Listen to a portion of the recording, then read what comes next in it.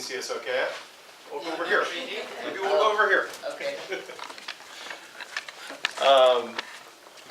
Yeah, well, I just have a couple of quick questions, and then I'd like to open it up for the Thanks, Matt. for the audience. I just was curious about the idea, where the idea for this project came, and maybe specifically like the process by which you started to develop this story.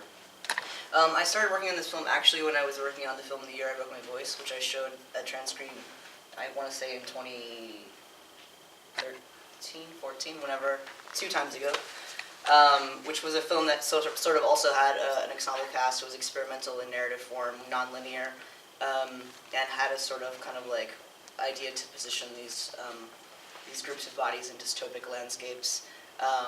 And the thoughts for this film kind of started at the same time as that film, and I realized I had 2 different films I had to separate out. And I wanted this film to function a bit more narratively, because I wanted to make experimental cinema. So I started collaborating with a screenwriter and a close friend of mine, Paul Cruz. And this film, I probably wouldn't have been able to make a screenplay without him, because that's not what I do. I don't do screenplays. I don't do organizational dialogue that way. But I really wanted to kind of experiment within that realm and see how my sense of expanded cinema could function within the realm of a screenplay. So the film kind of, I think, emerged a bit as an experiment and wanting to sort of stretch my making abilities. Got it. Now, we were talking earlier also that this is kind of a unique film in terms of depictions of the South, and maybe in particular Memphis. Yeah.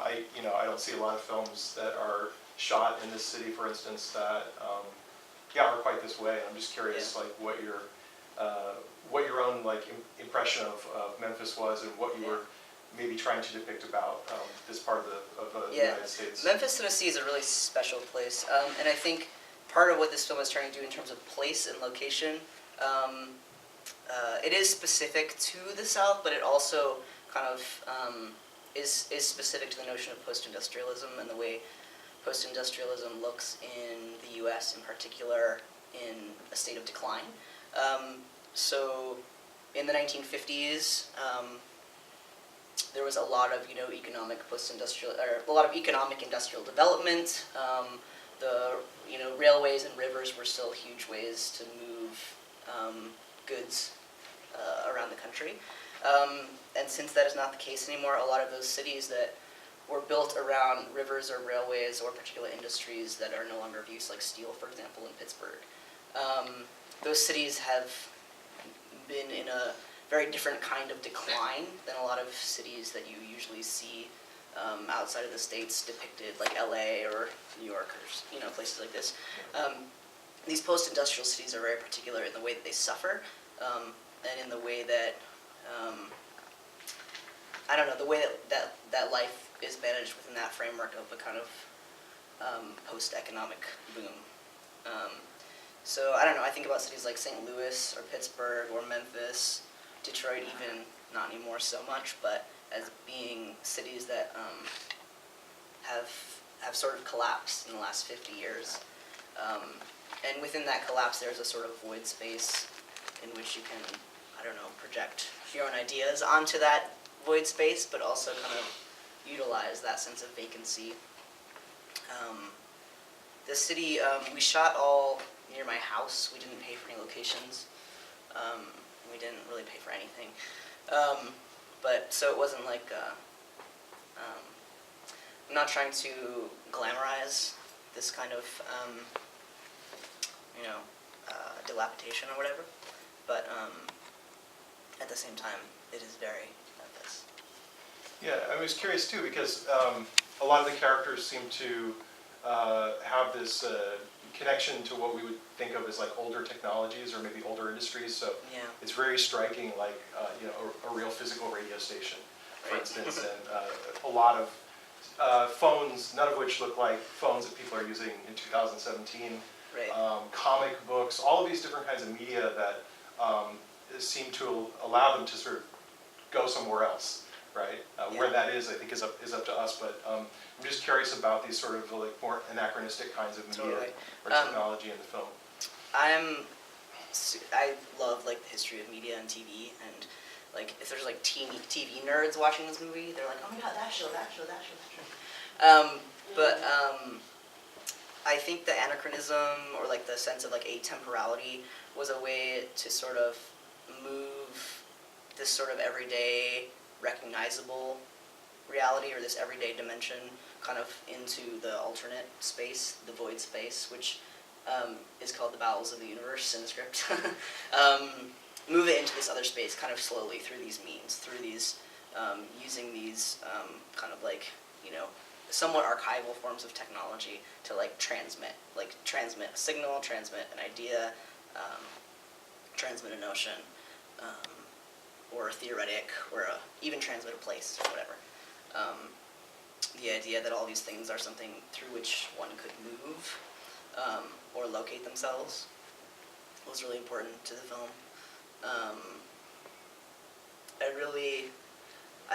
My interest in this sort of kind of like idea of like what Americana looks like is also really tied to these technologies, and the way people,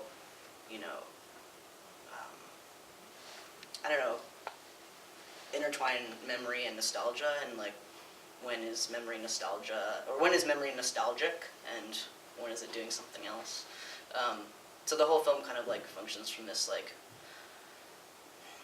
atemporal, like pseudo-Americana 1950s, but obviously not really trying to be 1950.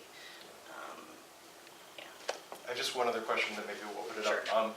The film is, of course, exploring a lot of different themes, but one that really stuck out for me on this viewing was family. And there's a line very early on where Sully says to TJ, don't you have a family somewhere? Yeah. And I'm just curious, what kinds of conceptions of family were you working with, maybe conceptions of queer family? Yeah, totally. Yeah. The film kind of sets up all of these situations and then doesn't really tell you anything about them. And part of that's because I'm really tired of being told what I'm supposed to be seeing. So maybe that was a selfish decision. But the film sort of like, it makes up its own idea of what family looks like. None of the characters are related, but still you have this elderly person who's kind of being taken care of by this other person. You have this young person that's being kind of coming and going between these other situations and taken care of. So it is this sort of idea of like being able to kind of choose family, for sure. People always want to ask like, where are TJ's parents? And I'm like, who cares? Who cares? Great. At this point, maybe I can open it up to questions from the audience. Please. Yeah. I really enjoyed the film. Thank you. To start off with. I have a bit of a maybe stupid question. No question. Why is it shown in a trans film festival? I mean, the film could be in any film festival. This is a good question. And I think this is probably the question of the day, of the year actually, probably of the decade.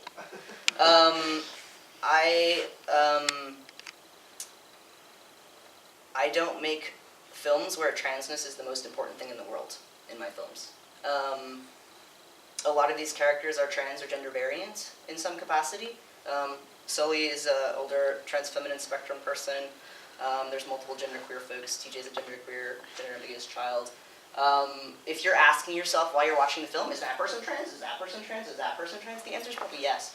But I don't need to describe to you what genitals someone was born with at birth or assigned at birth to validate their transness. And it is my hope that in the next 20 years that this will not be a question.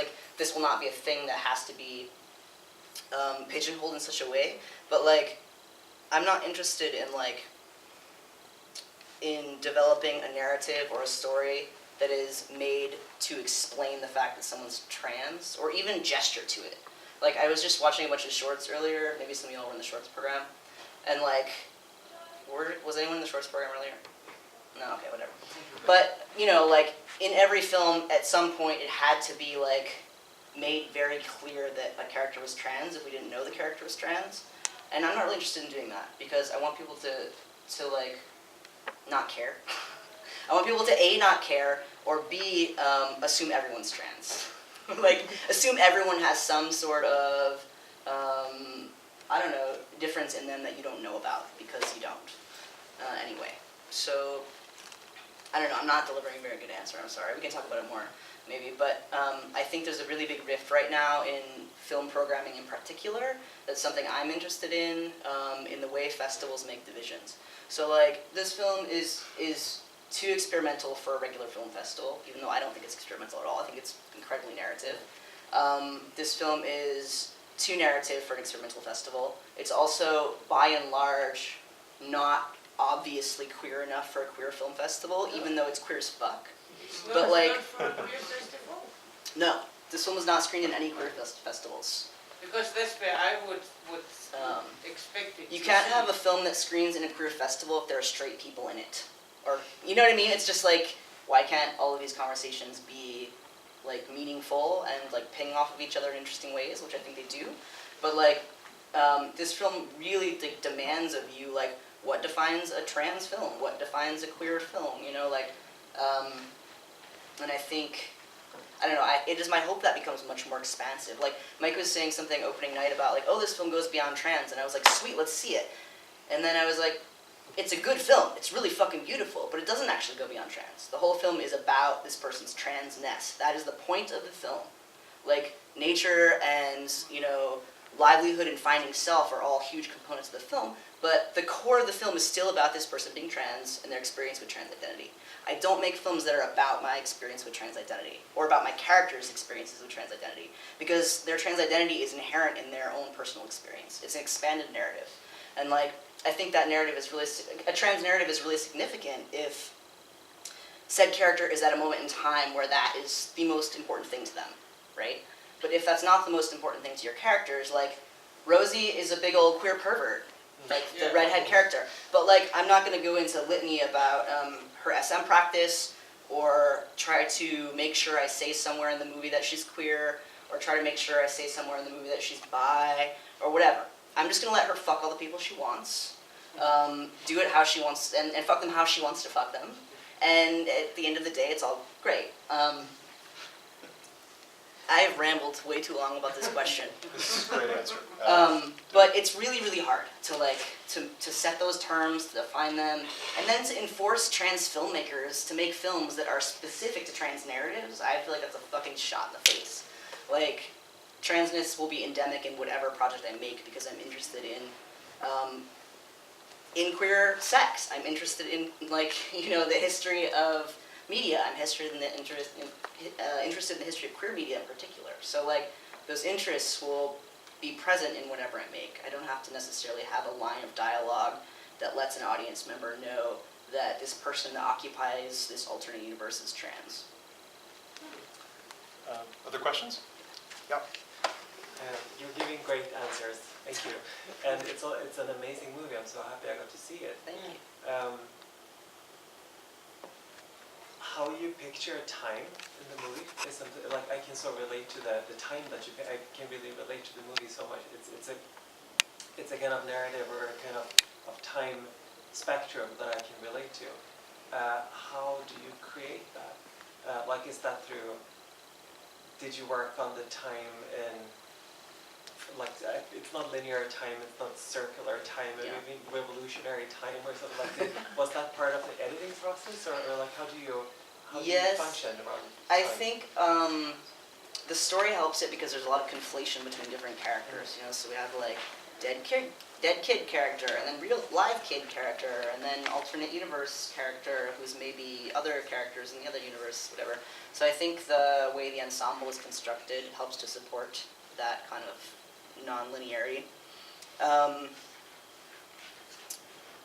A lot of, I don't know, not as much as I would have thought got shifted in editing.